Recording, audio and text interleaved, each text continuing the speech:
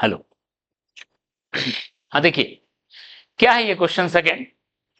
अगर engine constant power deliver कर रहा है, ठीक है, तो थोड़ा सा थ्योरी देख लीजिए। हम लोग देखे थे work done, work done related, work done by time taken क्या आया था? Average power. ये क्या आया था? Average power by force.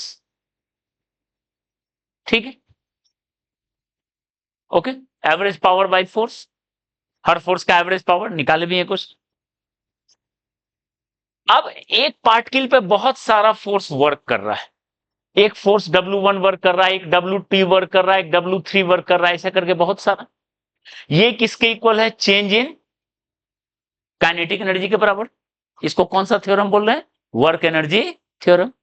इसमें आप टाइम से डिवाइड कर दीजिए, इसमें आप टाइम से डिवाइड कर दीजिए, इधर भी टाइम से डिवाइड हो जाए। ये क्या हो गया? This is average power by one. One force कितना एवरेज पावर डिलीवर कर रहा है, टू फोर्स कितना एवरेज पावर डिलीवर कर रहा है, थ्री फोर्स कितना एवरेज कर रहा है। ठीक है, और ये हो गया change in kinetic energy by time taken. और ये सब सम जो हो गया, this is average power delivered by net force. जो नेट फोर्स है वो ऑन एन एवरेज कितना पावर डिलीवर कर रहा है, तो वो मिलके कितना आ गया? Change in kinetic energy by time taken. ये हुआ एवरेज पावर, ये हो गया एवरेज पावर। ठीक है, delta K E by delta T. और D K E by D T, rate of change of kinetic energy, rate of change of kinetic energy with time. ये किसके इक्वल होगा? Instantaneous power. This is equal to instantaneous power delivered by net force. That is equal to instantaneous power का क्या formula बताए थे? Force dot velocity. Clear है इतना? एक इंस्टेंट पे क्या पावर है? नेट का, अकेला का नहीं, नेट का। तो rate of change of kinetic energy, okay. और पूरे एवरेज का rate of change, total change in kinetic energy by time taken, okay.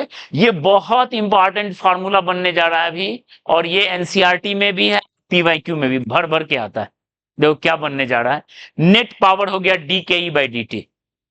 मतलब हम लिख सकते हैं slope of kinetic energy versus time graph gives net power. D, differentiation मतलब क्या होता है? स्लोप। यानी काइनेटिक एनर्जी और टाइम का ग्राफ का जो स्लोप होगा वो बताएगा नेट पावर। जैसे dv by D t equal to a, slope of velocity time acceleration, slope of kinetic energy versus time net power. ठीक है, तो डिफरेंशिएशन रिलेटेड है स्लोप से, तो इंटीग्रेशन किससे रिलेटेड है? एरिया से। तो उल्टा कर दो, area under power net versus time graph gives change in kinetic energy. Power net और उसका जो ग्राफ होगा वो बताएगा change in kinetic energy, okay. मतलब अगर आप नेट पावर का ग्राफ ले लो, नेट पावर का ऐसा ग्राफ ले लो, ये पी नेट का टाइम के साथ, मान लेते हैं ऐसा ग्राफ ले लिया। ये एरिया है 100 यूनिट, ये एरिया है 20 यूनिट। तो बताओ नेट एरिया किसके इक्वल हो गया? 80। ठीक है, 80 नेट एरिया हो गया 80, यानी this is equal to kinetic energy final minus initial. यानी अगर चेंज इन काइनेटिक एनर्जी यहां से यहां तक का लिया जाए वो कितना होगा, मान लो 0 से 10 सेकेंड, तो कितना आ जाएगा 80 जूल। काइनेटिक एनर्जी 10 सेकेंड का माइनस काइनेटिक एनर्जी 0 सेकेंड का हो गया कितना, 80 जूल। समझ में आया? Area under kinetic power time graph हो गया change in kinetic energy. Okay, ठीक है, क्लियर है इतना? तो अब देखो, तो अब कई बार एरिया नहीं दिया रहेगा, कई बार इंटीग्रेट करना पड़ेगा, क्योंकि स्लोप मतलब हुआ डिफरेंशिएशन, एरिया मतलब हुआ इंटीग्रेशन। कैसे देख लो, डी के बाई डी टी है पी नेट, तो यहां से चेंज इन काइनेटिक एनर्जी हो जाएगा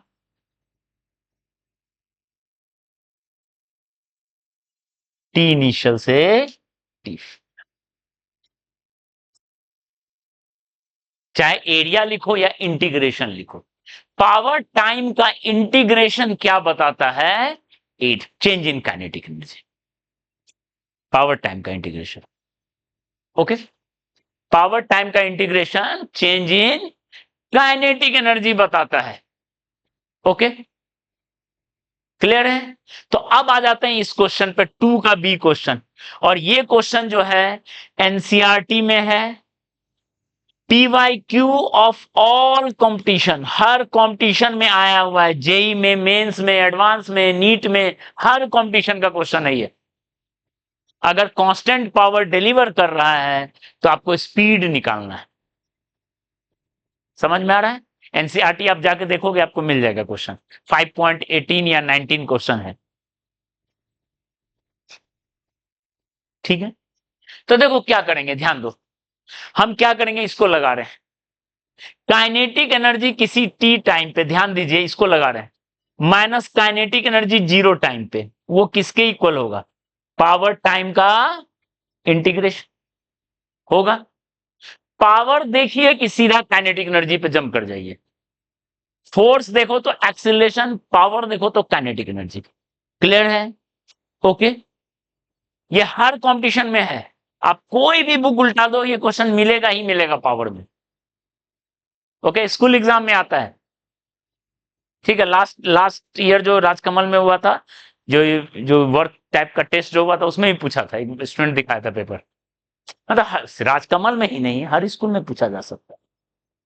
ठीक है, हाँ देखो, अब क्या है क्वेश्चन, कांस्टेंट पावर डिलीवर कर रहा है, तो पावर इंटीग्रेशन से बाहर आ जाएगा, पावर इंटीग्रेशन से बाहर आ जाएगा। और शुरू में क्या है, रेस्ट पे है, तो रेस्ट में है तो initial kinetic energy P into D T का integration T, kinetic energy T time पे मिला मतलब हाफ एम वी स्क्वायर, यानी बताओ वी स्क्वायर इक्वल टू हुआ 2 pt by m, v equal to हो गया root over 2p by m into t, यानी v directly proportional to square root of time.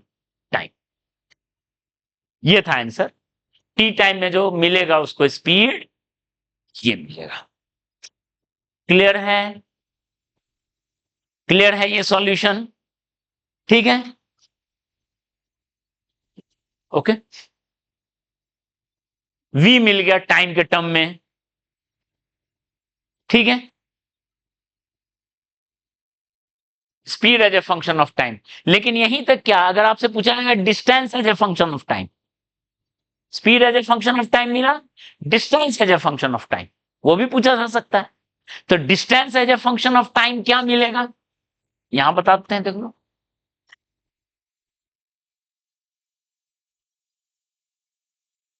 देखो distance as a function of time क्या मिलेगा, ये automobile था,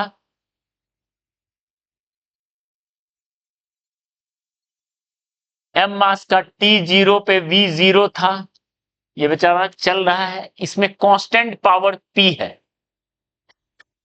ठीक है, तो किसी टी टाइम पे ये कितना स्पीड एक्वायर किया, इसका स्पीड मिल गया 2 pt बाय एम, क्लियर है? 2pt/m, टी ये भी। आपसे पूछा गया ये डिस्टेंस क्या होगा, s, क्या लिखेंगे? s को कैसे निकालेंगे? Distance as a function of time. ठीक है, ये भी एनसीईआरटी में है, v भी है और s भी है। तो कैसे बनाएंगे? आपको पता है ds/dt होता है v, ds/dt हुआ v। एक्सीलेशन कांस्टेंट नहीं है कि हाफ एटी स्क्वायर कर देंगे, एक्सीलेशन कांस्टेंट में सीधा हाफ एटी स्क्वायर। लेकिन अगर सोचो एक्सीलेशन कांस्टेंट नहीं है तब तो इंटीग्रेशन करना पड़ता है। सेम चीज यहां एक्सीलेशन कांस्टेंट नहीं है, अगर आप इसका एक्सीलेशन निकालो a dv/dt, ठीक है, ये proportional to square root of temperature आएगा, शायद टेम्परेचर बोलना टाइम। रूट टी का डिफरेंशिएट करते हैं, रूट टी को डिफरेंशिएट करो, 1/2 रूट टी, टी नीचे आ जाएगा, यानी एक्सीलेशन कांस्टेंट नहीं है। ठीक है ना, आपको हाफ एटी स्क्वायर नहीं लिख सकते थे, तो क्या करना पड़ेगा, ds equal to v d t, यानी s equal to v d T का इंटीग्रेशन, v का वैल्यू आपके पास पता है, ये सब कांस्टेंट हो गया,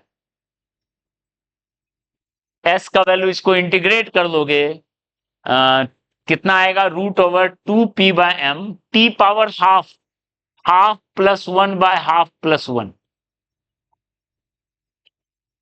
3/2, 3/2, 2 पड़ गया, ये थे 8p/9m, इसको सॉल्व कर लीजिएगा, यही आएगा t पावर 3/2, यानी s प्रोपोर्शनल टू आएगा t power 3/2, v proportional to t power half. इतना कॉमन है कि लोग रट लेते हैं इसको कांस्टेंट पावर में, पर हर जगह नहीं काम आएगा। अगर सोचो कांस्टेंट नहीं रहता, p में टाइम का टर्म रहता, तब तो p बाहर नहीं आता, तब फिर से करना पड़ता, तब फिर से करना पड़ता। तो ये रिजल्ट है, कब वैल्यू रटना है लेकिन बुद्धि लगा के, कांस्टेंट पावर के लिए। अगर कांस्टेंट नहीं होता तो हम इसको यूज करते, कांस्टेंट। ठीक है, समझ में आया? तो ये वाला पार्ट था, चलो ओके।